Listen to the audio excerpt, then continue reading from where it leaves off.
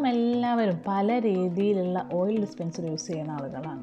ഇന്ന് മാർക്കറ്റിൽ തന്നെ പലതരത്തിലുള്ളത് വെറൈറ്റി മോഡലുകളിലുള്ളതൊക്കെ ഇന്ന് ലഭ്യമാണ്. അങ്ങനെ വോക്ക് ആൻഡ് ലാഡിലേക്ക് എല്ലാവർക്കും സ്വാഗതം. നാം എല്ലാവരും ഇതിലേതേലൊക്കെ ഒന്ന് യൂസ് ചെയ്യുന്നവരാണ്.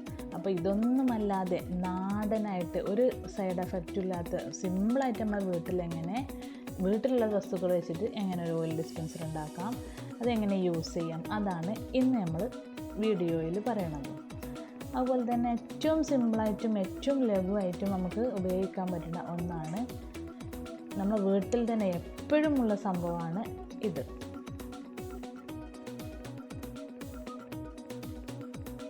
നമുക്കെല്ലാവർക്കും പരിചയമുള്ള സിമ്പിളാണ്. അതായത് ചകിരിയിൽ നിന്നും ചെറിയ ഒരു ഭാഗം എടുത്തിട്ട് അത് ഓയിൽ ഡിസ്പെൻസറായിട്ട് യൂസ് ചെയ്യാം. പക്ഷെ ഇതിന് ഒരുപാട് മെറിറ്റ്സ് ഉണ്ടെങ്കിലും ഡീമെറിറ്റ്സും അതുപോലെ തന്നെ ഉണ്ട്. ഇതുപോലെ ഒരു പാത്രത്തിലിട്ട് വെക്കണം എന്നുണ്ടെങ്കിൽ നമുക്ക് നല്ല ബുദ്ധിമുട്ടാണ്. അതുപോലെ തന്നെ നമ്മളിത് യൂസ് ചെയ്യുമ്പോൾ വെക്കുന്നിടത്ത് അല്ലെങ്കിൽ ചട്ടിയിൽ നമ്മൾ അപ്പത്തിലൊക്കെ ചെറിയ ഇതിൻ്റെ പൊടികൾ പറ്റാനും ചാൻസ് ഉണ്ട്, ചെറിയ നാരുകളോ ഒക്കെ വീഴാനും ചാൻസ് ഉണ്ട്. അതുപോലെ തന്നെ നമ്മൾ യൂസ് ചെയ്യുന്ന ഒന്നാണ് ഒനിയൻ. അതായത് വലിയ ഉള്ളി മുറിച്ച് കട്ട് ചെയ്ത് ഇതുപോലെ നല്ല സെൻറ്ററിൽ കട്ട് ചെയ്തിട്ട് ഒരു ഫോർക്ക് വെച്ച് കുത്തിയിട്ട് നമ്മൾ ചട്ടിയിലൊക്കെ ഓയിൽ ഡിസ്പെൻസറായിട്ട് അപ്പൊക്കെ ചുടുന്നതിന് മുന്നേ ഓയിൽ ഒഴിച്ചു കൊടുക്കാൻ വേണ്ടിയിട്ട് നമ്മൾ യൂസ് ചെയ്യലുണ്ട്. പക്ഷേ ഇതിനൊരു പ്രത്യേകത എന്ന് പറഞ്ഞാൽ നല്ലതാണ്, കുഴപ്പമൊന്നുമില്ല, നല്ല ഉഷാറാണ്. പക്ഷേ അപ്പൊക്കെ കിട്ടിയില്ല എന്നുണ്ടെങ്കിൽ നമ്മൾ വെച്ച് കൊടുത്താൽ പെട്ടെന്ന് കിട്ടും. പക്ഷേ അതിനുണ്ടൊരു പ്രശ്നം. അതേപോലെ തന്നെ നമ്മൾ ഈ വാഴയുടെ തണ്ട് ഇതൊക്കെ യൂസ് ചെയ്യുമ്പോൾ നല്ല ആരോഗ്യമുള്ള സംഭവമാണ്, കുഴപ്പമൊന്നുമില്ല. പക്ഷേ എന്താണ്, അത് ചൂട് തട്ടുമ്പോൾ പെട്ടെന്ന് ചുരുങ്ങിപ്പോകും.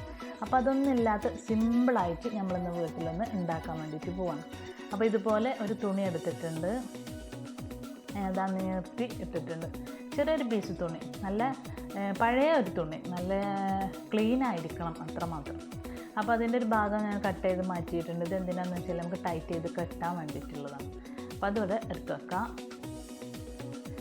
ഇനി ഈ തുണിയെ കറക്റ്റിൽ 3 പീസാക്കിയിട്ട് നമുക്ക് മടക്കി വെക്കാം.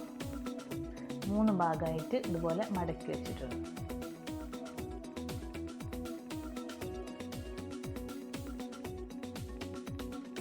ഇനി അതിൻ്റെ ഒരു സൈഡും കൂടി കട്ട് ചെയ്തെടുക്കുകയാണ്. 3 പാർട്സുള്ള നല്ലൊരു ഭാഗം കട്ട് ചെയ്തു. ഇപ്പോൾ നല്ലൊരു സ്ക്വയർ ഷേപ്പിൽ, ഏകദേശം ഒരു സ്ക്വയർ ഷേപ്പിലായി. ഇനി ബാക്കി ഭാഗം ഇതുപോലെ നന്നായിട്ട് ചുരുട്ടി നല്ലൊരു ഷേപ്പാക്കി മാറ്റാം. അത് ഇതിൻ്റെ സെൻറ്ററിലാണ് വെച്ചിട്ട് നമുക്ക് 4 ഭാഗത്തുനിന്നും അത് മടക്കി കൊടുക്കണം. എല്ലാ ഭാഗത്തുനിന്നും നല്ല വൃത്തിയിൽ ഉഷാറിലാണ് മടക്കിയിട്ട് നമുക്ക് ഈ നേരത്തെ കട്ട് ചെയ്ത് വെച്ചിട്ടുള്ള ഈ ഒരു പീസ് ഉണ്ടല്ലോ, ആ പീസ് വെച്ചിട്ട് നന്നായിട്ട് ടൈറ്റായിട്ടാണ് കട്ട് ചെയ്ത് കൊടുക്കുക. നന്നായിട്ട് ടൈറ്റ് ചെയ്ത് കൊടുക്കുക, അഴിഞ്ഞു പോകരുത്.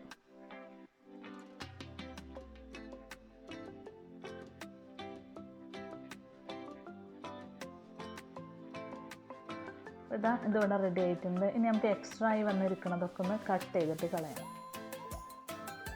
ഒക്കെ ഒന്ന് കട്ട് ചെയ്ത് കളയണം.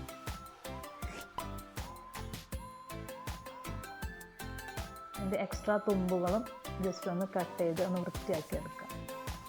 അങ്ങനെ കട്ട് ചെയ്യണം എന്നൊന്നുമില്ല, പക്ഷേ കട്ട് ചെയ്താൽ നമുക്ക് ഓയിൽ ഒഴിക്കണ ആ ചെറിയ കുഞ്ഞു പാത്രത്തിലൊക്കെ വെക്കാനും എടുക്കാനും ഒക്കെ നല്ലൊരു ഈസി ആയിരിക്കും. അപ്പോൾ ഇത് അടിപൊളിയായിട്ടുള്ള ഓയിൽ ഡിസ്പെൻസർ റെഡിയാണ്. നമുക്കിത് ചട്ടിയിൽ ഒക്കെ ഒഴിച്ച് കൊടുക്കാനും പുരട്ടി കൊടുക്കാനും ഒക്കെ നല്ല ഈസിയാണ്. അതുപോലെ തന്നെ ഇതിൽ ഈ കുഞ്ഞു പാത്രത്തിൽ വെച്ചിട്ട് ഓയിലൊക്കെ ഉണ്ടെന്നുണ്ടെങ്കിലും അടച്ച് വെച്ച് നമുക്ക് ആവശ്യമുള്ള ഭാഗത്ത് വെക്കാനും ഈസിയാണ്. ഇനി ഇതൊന്ന് കേട് വന്നു, അല്ലെങ്കിൽ ഈ ഒരു ഭാഗം നമ്മൾ കുറേ ദിവസം യൂസ് ചെയ്യുമ്പോൾ തേഞ്ഞ് അതിൻ്റെ അടിഭാഗം കീറിയൊക്കെ പോകും. അപ്പം ഇതേ സംഭവം ഈ അടിയത്തെ അല്ലെങ്കിൽ ഉൾഭാഗത്തെ ഇതേ സംഭവം നമ്മൾ മറ്റൊരു ചെറിയൊരു പീസിൽ ഇതേപോലെ വെച്ചിട്ട് മടക്കുകയാണെന്നുണ്ടെങ്കിൽ അത് ഓയിൽ കുടിക്കില്ല. ഓൾറെഡി ഓയിൽ നനഞ്ഞിരിക്കുന്ന പീസാണ്, അതുകൊണ്ട് തന്നെ ഓയിൽ കൂടുതൽ ഉപയോഗിക്കില്ല. ഇതേപോലെ യൂസ് ചെയ്യാൻ വേണ്ടിയിട്ടും പറ്റും. നല്ല ഹെൽപ്ഫുള്ളാണ്. നമ്മുടെ വീട്ടിൽ നമുക്ക് തന്നെ തയ്യാറാക്കാൻ വേണ്ടിയിട്ട് പറ്റുന്ന സിമ്പിളായിട്ടുള്ളൊരു സംഭവം.